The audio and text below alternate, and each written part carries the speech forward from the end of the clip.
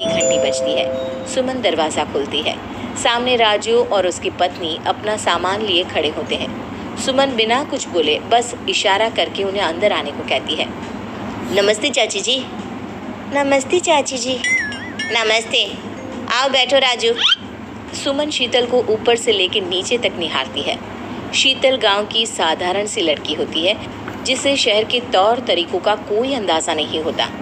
शीतल ऊपर सबके साथ बैठने के बजाय नीचे बैठ जाती है। अरे अरे, तुम ये नीचे क्यों बैठ गई? यहाँ शहर में ऐसे कोई नहीं बैठता, यहाँ सबके साथ बैठो। लेकिन चाची जी, गांव में तो बड़े बुजुर्गों के आगे नहीं बैठने देते। कोई बात ना है, मैं यहाँ ठीक हूँ ना चाची जी। तभी शुक्ला जी अपने कमरे से बाहर आते हैं। अरे आ गए राजू बेटा, कैसा रहा सफ़र? कोई दिक्कत तो नहीं हुई ना? नहीं नहीं चाचा जी, सब बढ़िया रहा।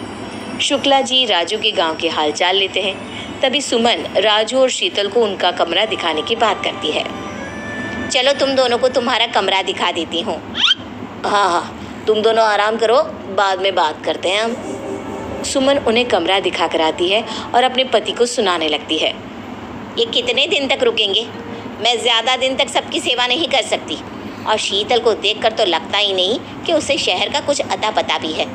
ऐसे में सारा काम तो मेरे हिस्से ही आ जाएगा ना। देखो, अब तुम ड्रामा मत शुरू कर दो। और श्रुति कहाँ है? थोड़ा उसे भी कामकाज करना सिखा दो। अब आपके रिश्तेदारों के लिए मैं अपनी बेटी को भी काम पे लगा दूँ? हाँ, तो क्या उसे सर पर चढ़ा कर रखोगी? सुमन बिना कुछ जवाब दिए अपने काम में लग जाती है।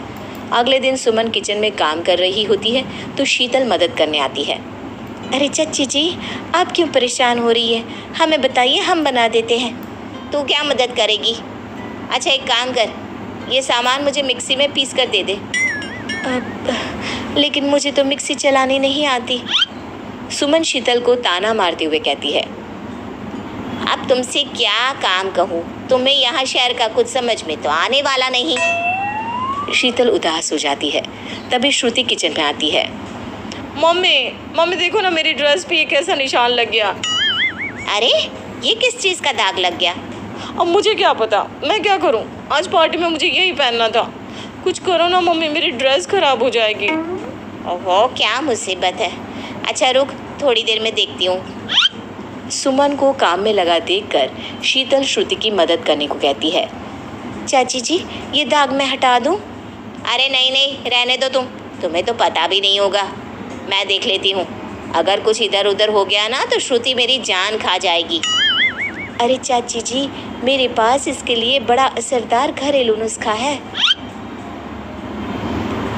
अरे कोई भी घरेलू नुस्खा यहाँ के डिटर्जेंट के आगे फेल है, फेल। लेकिन हमारा नुस्खा भी किसी महंगे डिटर्जेंट से कम नहीं है।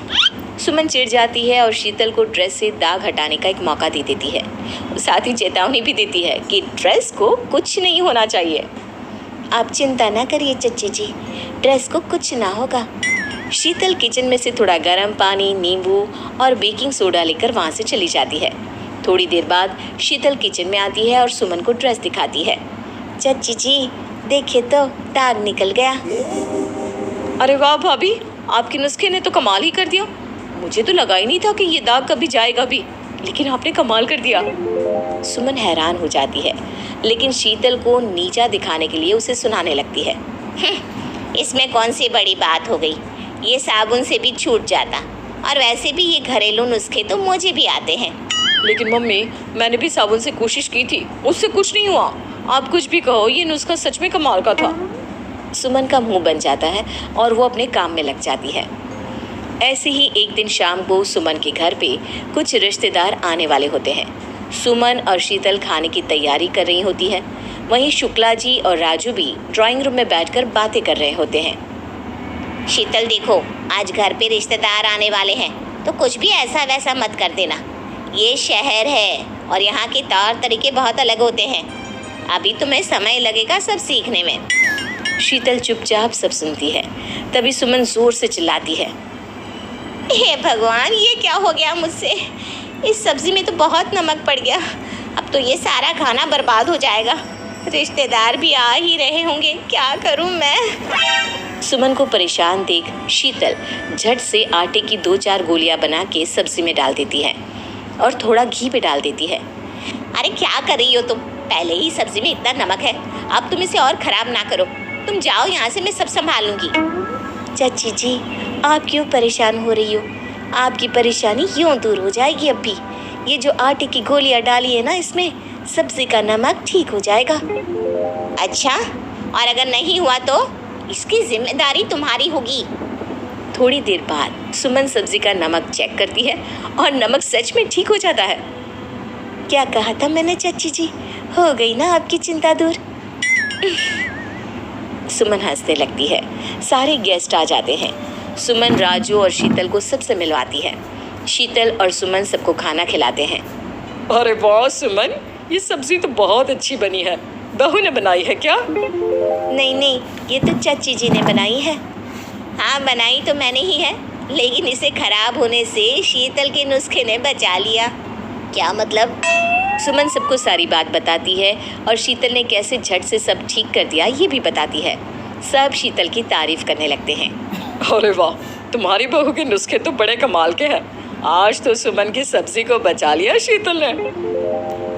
अरे कहीं इसी खुशी में खीर में भी तो नमक नहीं डाल दिया ना तुमने? सब हंस